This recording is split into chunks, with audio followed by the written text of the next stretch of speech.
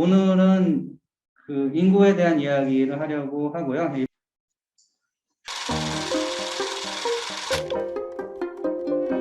아주머니는 애를 몇이나 두셨어요? 딸만 넷이에요. 어떻게 해서 그렇게 많이 낳게 됐어요? 그냥 둘까지는 맞물려고 하는데요. 네, 이 비디오로 시작을 하는 이유는 요새는 뭐 인구 문제 그러면은 일단 뭐 저출산, 고령화, 그리고 인구가 빠르게 줄고 있다, 뭐 이런 얘기부터 하는데요. 근데 조금만 더 길게 보면 뭐 이런 얘기 하기 시작한 지 얼마 안 됐다. 그래서 아까 나왔던 1996년까지는 산하 제한 정책이 공식적인 정책이었고요. 그 산하 제한 정책을 포기한 게 한 25년 정도 됐거든요. 이제 그 전에는 더 적극적으로 아이 낳지 마세요, 뭐 이런 걸 굉장히 적극적으로 캠페인을 하고 그랬습니다. 그래서 인구가 급속도로 증가해서 세계 경제에 재앙이 닥칠 거다라는 얘기할 때 뭐 이 사람 얘기를 많이 언급을 하죠. 이 그래프는 뭐 이 책에서 나온 내용은 뭐 사람들이 그림으로 그린 거라고 하는데요.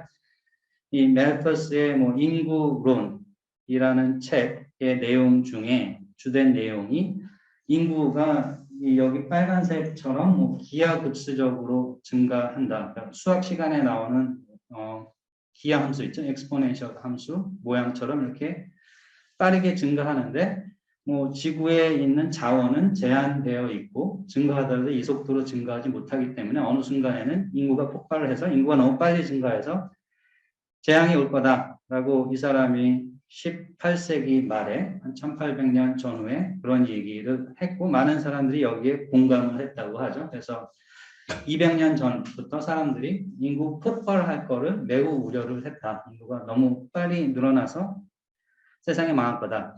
이런 걱정을 하고 살았다고 하고요. 뭐 다 알려진 이야기인데 실제 1800년 이후에 세계 인구를 이렇게 보면요. 여기 그림에 나온 것처럼 보시면 숫자가 뭐 이런 거 자주 안 보시면 헛갈릴 수도 있는데 빌리언이면은 한국어로 10억 명이죠. 그래서 1820년 정도에 세계 인구가 한 10억 명 정도 됐대요. 그러니까 200년 전에 한 10억 명 정도 되다가 최근에는 70억 조금 넘는다고 하죠. 그러니까 200년 동안 7배 정도 인구가 성장을 했고요.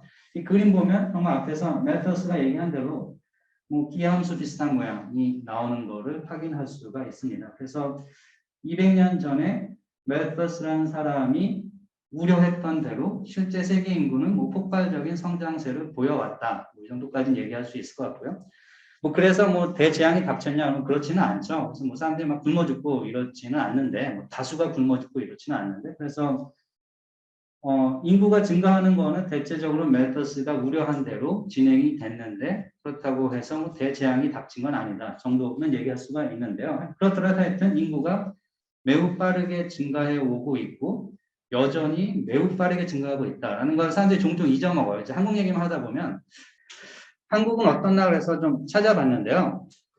뭐 한국에 2000년 전에 사람이 몇 명 살았나 이런 자료는 정확한 거는 없대요. 인터넷 여기저기 뒤져봤는데 뭐 몇 명의 숫자를 얘기하는데 뭐 서기 500년 경이면 한국이 그때 인구가 뭐 이거는 너무 추정치인데 뭐 그 정확도가 아주 높은 추정치는 아니어서 뭐 크게 어긋날 가능성이 높은데 뭐 여기 보면 한 300만 명 뭐 이렇게 해서 누가 추정한 거를 본 적이 있습니다. 근데 이거는 뭐 2배, 3배 차이가 날 수도 있을 것 같아요.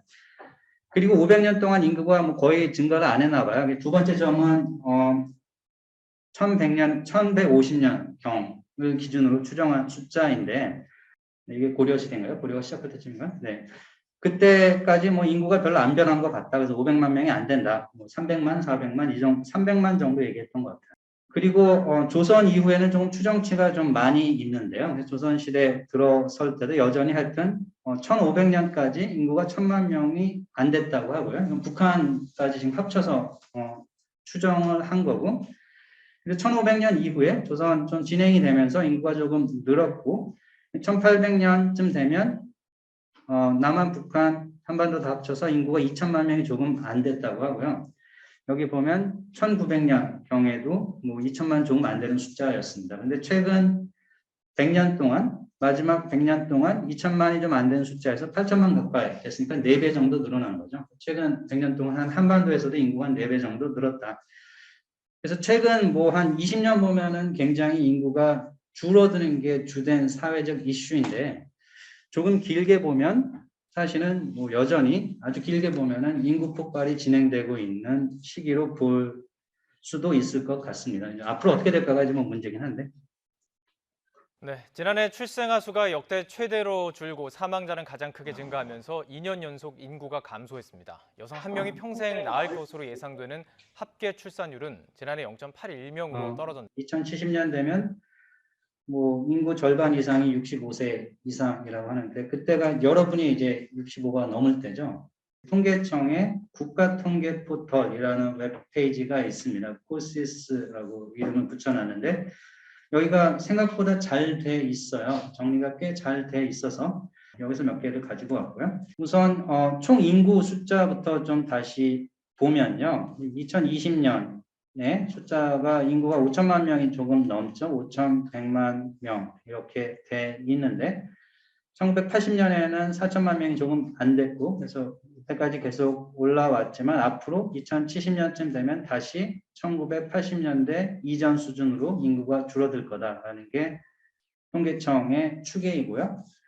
그리고 성장률을 보면 인구 성장률은 한때는 1.5% 뭐 막 이렇게 됐는데 이제 2020년에 여기는 0.14%라고 나오는데 뭐 아까 뉴스 보면 이미 마이너스로 돌아섰죠. 그래서 인구는 이미 줄어들고 있습니다. 그래서 이 추계대로라면 2070년쯤 되면 1년에 뭐 1.2%씩 인구가 줄어들 거다라는 게 추계이고요. 인구 성장률만 여기서 보여주고 있는데요. 1960년에는 3.5% 가까이 됐었는데 이게 계속 쭉 떨어지다가 마침내 2020년 전후에서 0% 밑으로 떨어지기 시작을 했고요. 이게 뭐 이런 거 얘기할 때 뭐 룰 오브 세븐티 뭐 이런 거 가끔 얘기하죠. 성장률이 2%다. 그러면 이게 뭐 얼마나 빠른 성장인가 감이 잘 안 잡힐 때 70 나누기 2 하면은 35죠. 한 35년 정도면 2배로 늘어나는 숫자로 생각을 할 수가 있겠죠.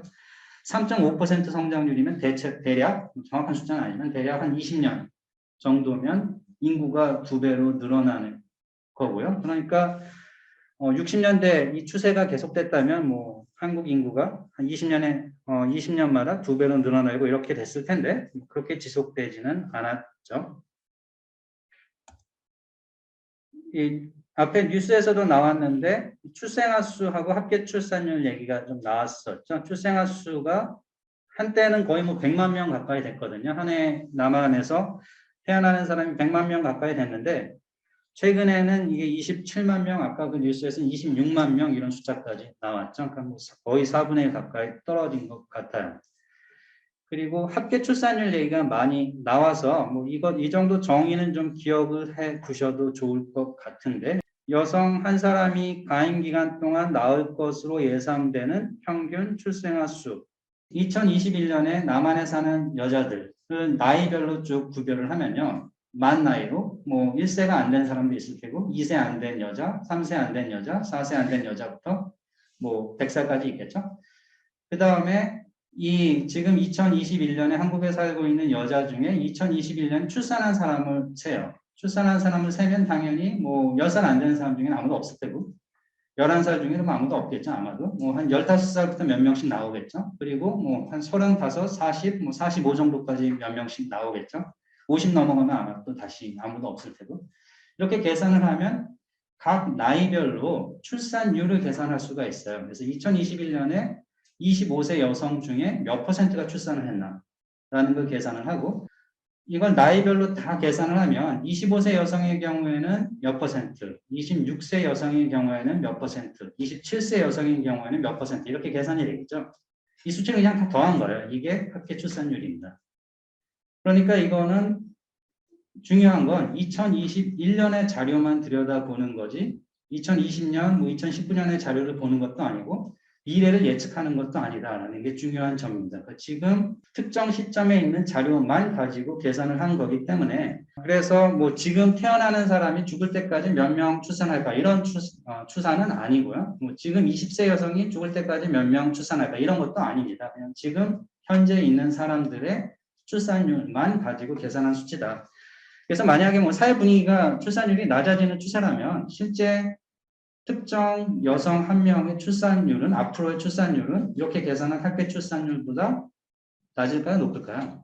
낮아야겠죠. 지금 막 20살이 된 사람을 한번 생각을 해보죠. 이 사람이 죽을 때까지 아이를 몇 명 낳을까라는 걸 생각을 하면 이 사람이 지금 30인 사람보다 아이를 덜 낳고 싶을 거다라고 가정을 한다면 뭐 이게 사회적 분위기가 이렇게 바뀌어 나가서 그렇다면 지금 30세 여성의 출산율보다는 지금 20인 사람이 30이 됐을 때 출산율은 더 낮아지겠죠. 그러니까 똑같은 사람을 앞으로 미래에 계속 오랜 기간 동안 따라가면서 계산을 한다면 아마도 합계 출산율보다 낮을 거다라는 것 정도는 생각을 할 수가 있습니다. 그래서 출산율이 떨어지는 상황에서는 합계 출산율은 어떤 특정 코호트라고 하죠. 특정 집단의 미래 출산율을 과장하는 면이 있고요. 그러니까 실제 특정 집단의 미래 출산율은 합계 출산율보다 낮을 거다라는 것 정도는 생각할 수가 있겠죠.